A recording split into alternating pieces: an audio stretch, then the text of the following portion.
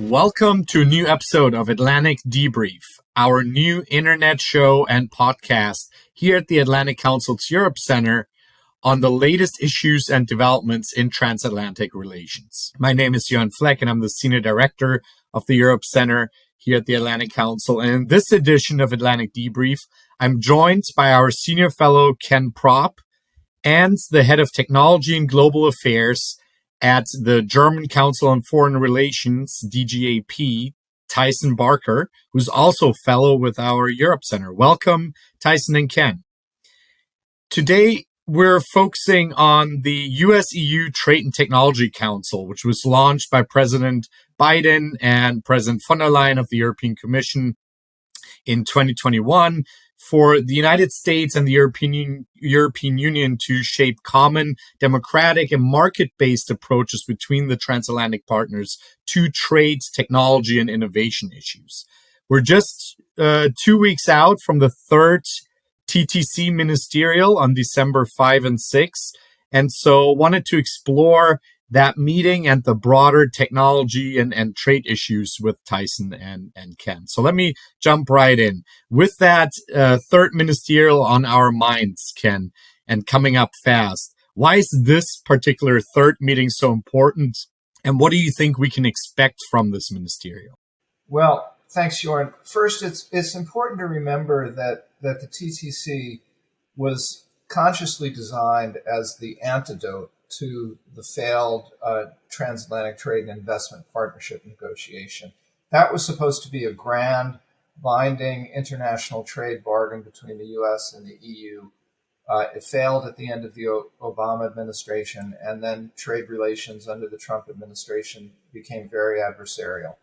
So the design of the TTC is to look for areas of collaboration between the U.S. and the EU on the larger global trade problems, for example, China and increasingly Russia, and also to identify concrete technology projects that the two could work on together. The first two meetings were organizational and were devoted largely to coordination on sanctions issues relating to Russia. Now for the third meeting, I think everyone is looking very concretely to see what results are going to come. And there have been working groups busily beavering away on this for months now. Thank you, Ken. Let's dive a little bit more into the substance of what we can expect. Not all is rosy in trade and tech relations between the United States and the European Union. I think many of our viewers will have been following European criticism of the Inflation Reduction Act and its provisions on electric vehicle subsidies and incentives. That has caused a real uproar in Europe and demands to fix that. On the U.S. side, some would counter, well, what about some of many of the EU's tech and digital policy and regulatory efforts on the EU's digital agenda that to many on the U.S. side seem protectionist as well. Tyson, maybe you can help us unpack that a little bit. What do you think about these policy disputes, and is that a fair comparison? And how are you seeing this TTC meeting from a European and German vantage point as you're based in Berlin? Well, first of all, I completely agree with Ken's assessment that this is a response to more treaty-based, free trade, classical free trade agreement-based geoeconomic grand strategy. And if you look at the national security strategy released by the White House, you can see that there is a tick towards the use of kind of flexible arrangements that are much more focused on technology, much more focused on regulation, seem a little bit more fit for purpose. So TTC in the Euro-Atlantic space, and the Quad and the IPAF, the Indo-Pacific Economic Framework in the Indo-Pacific space. And this is really key to the way that the U.S., that Washington and the Biden administration are engaging with, competition, great power competition. On the irritants, a clever aspect of the design, in my opinion, of the TTC has been what I call the TTC ecosystem. So sometimes you have these irritants that arise, like the Digital Markets Act or like the Privacy Shield negotiations.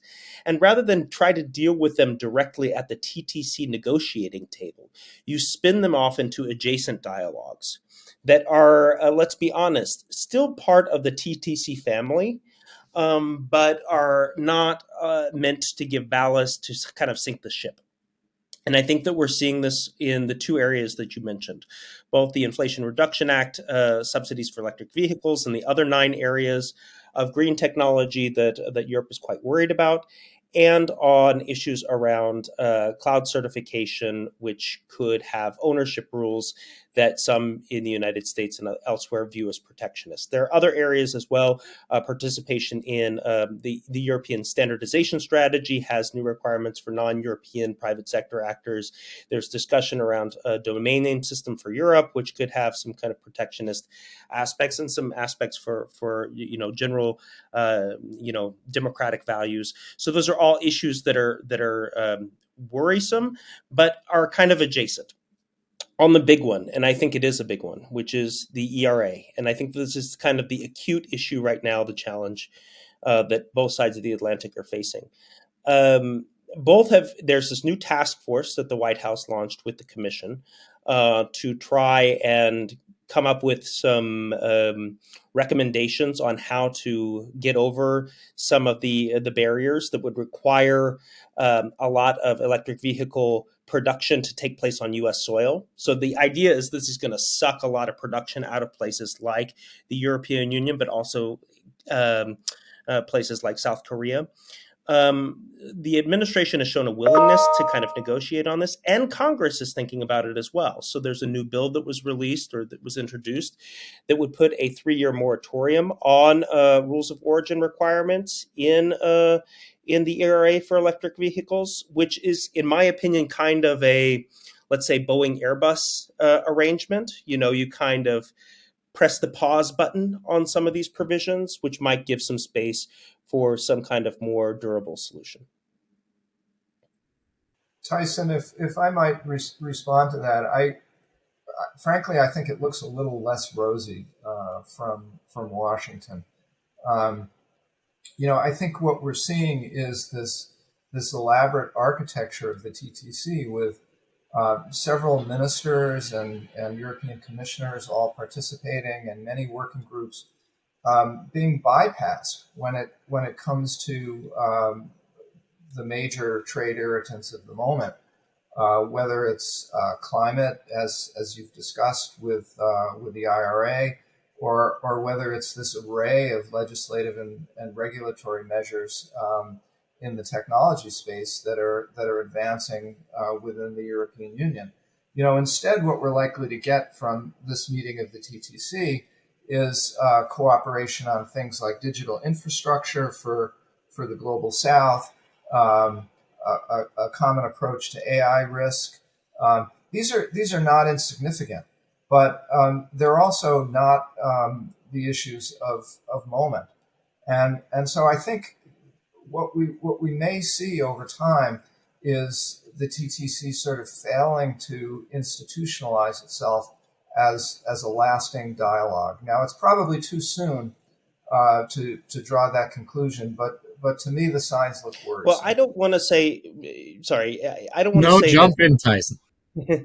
I don't want to say that these are not major issues. I mean, especially the tax subsidy has really caused significant friction in this relationship. I think that's the acute challenge, and the issues around, digital protectionism in Europe are the kind of some of the chronic challenges that are kind of simmering below the surface. What I would say is, however, it is important not to, if that is put on the table for the TTC and they are not able to have breakthroughs, then that could do significant damage to the TTC as an arrangement itself, as a kind of way of connecting this relationship. And that's why I think that these adjacent arrangements are actually the best for the resilience of the TTC itself. They tend to have, we're not that far away from the executive order on data flows, the data protection framework. I mean, that would not have been possible without the TTC, and the TTC would not have been possible without that agreement. So, but that wasn't on the table during those TTC negotiations. And I think in some ways, the political agreement that the US and Europe came to in March on the free flow of data with von der Leyen and Biden, then leading to this process with the TTC as an accompanying kind of monitoring element. I think that's the best way we can imagine these other much more difficult issues going forward. So a little bit of healthy disagreement here about whether adjacent dialogues and punting certain issues are keeping the TTC going, as you would argue, Tyson, and are a healthy way of carving out the most controversial elements. And you can, on the contrary, saying that maybe in a nutshell that defeats the purpose of the TTC in the first place, if I can summarize it that way. I wanted to come to a couple of things that already Tyson brought this up on the issue of maybe digital sovereignty, and you can just wrote a report with our colleague Fran Burwell on Europe's digital sovereignty, that cuts across so many different policy areas that would impact that technology and trade cooperation between the United States and Europe. Can you give us the report in a nutshell and what you found? And maybe Tyson, you can respond from a European perspective. Is there a consensus on that digital sovereignty approach, and how do you see that playing out both at the EU level but also across different EU member states? So first, Ken, maybe a quick word on the report and what you're seeing on one of the most controversial elements of that technology dialogue between the United States and the European Union. So 2 years ago, Fran Burwell and I wrote a first effort on digital sovereignty where we pointed out that this had become quite a potent political theme for the new von der Leyen Commission. The idea of the current report is 2 years on to look at what it has become throughout a range of legislative and regulatory initiatives in Europe. And we were able to distill several common elements across these various topics. One is there's clearly an effort here on the part of the European Union to build indigenous capacity in new emerging technologies, cloud, artificial intelligence, quantum computing, as an alternative to U.S. big tech. Second, the EU has an ambition to set global norms and standards in these areas, building on its success in the General Data Protection Regulation, the GDPR that regulates personal data. And third, there are in all of these legislative proposals elements that would in some fashion limit the access of non-EU actors to the EU market. That can be through data transfer restrictions, localization requirements, local ownership requirements. There are a variety of methods that are being used. Thank you, Ken. Tyson, how do you see this from a European perspective and both at the member state and the EU level? Well, perhaps I can start with the member state that I know best, which is Germany. We just released a report called a German Digital Grand Strategy, where we tried to link the capacities and objectives of Germany in its digital policy domestically with its capacities and objectives internationally. And at its core, we started with the phrase, digital sovereignty as a leitmotif in a global context. And the reason we chose digital sovereignty as a leitmotif is because that is the phrase that the German EU presidency used in 2020. So they see it as a core, concept, a framing concept. The question is, what does it mean? And that kind of strategic ambiguity of the term itself is part of its strengths, but it also leads to limitation when you're trying to operationalize policy. So the way we see it, and we wrote about this in the report, there are kind of two traditions of digital sovereignty cohabitating together in European digital discourse. One is a kind of ordoliberal, rules-centric tradition of digital sovereignty that is based on open markets, a deep skepticism of cartelization and market power and monopoly power, informational self-determination, and clear rules. That is one. And to be quite honest, you can see it in some ways personified in the European Commission in the form of Margrethe Vestager. The other is a form of techno-import substitution industrialization, a kind of player-centric tradition of digital sovereignty. And you see it also personified in the Commission in some ways in the form of Thierry Breton. The two can have overlap. Sometimes they pursue similar, broadly defined objectives. And you see this in Europe's pursuit around, semiconductor industrial policy or cloud computing rules. But there always comes a point where they start to have friction. And that friction is the source of, I think we're coming to a point on that in some of these big projects that we're seeing for industrial policy. The other thing I think it's important to say about the digital sovereignty discourse in Europe is it's dominated by three capitals: Brussels, Berlin, and Paris. The other capitals don't have, or the other countries don't have as much I don't want to say they have a huge stake, but they're not as reflected in the general EU discourse. It tends to be shorthand for this kind of Franco-German motor with Brussels in the middle. Ken, do you want to respond to that real quick? Yeah, Tyson said that it's a magnificently ambiguous term, and I do agree with that. And I think when you see it playing out in particular policy areas, it can become quite puzzling. For example, let's take trade. The European Commission has announced that its new approach to trade is something called open strategic autonomy. So there you go. You have both camps contained in that one phrase. Openness, the traditional EU approach to trade, and strategic autonomy, very much more of an industrial policy sort of direction. It strikes me as sort of a camel, kind of an uncomfortable combination in areas like trade, and I think the jury is still out on which tendency is going to become predominant in the next remaining months of the von der Leyen Commission. Magnificent ambiguity. So it's not even more challenging and nefarious, maybe, in the sense that we have a fundamental trust issue in trade and tech relations between the United States and Europe. Question to you both to wrap us up. Well, yeah, what I would say to that is, the more people talk about trust, the more you realize there is a problem here, and the proposals coming from the EU to create immunity from U.S. law for companies operating in the EU, that's a reference to U.S.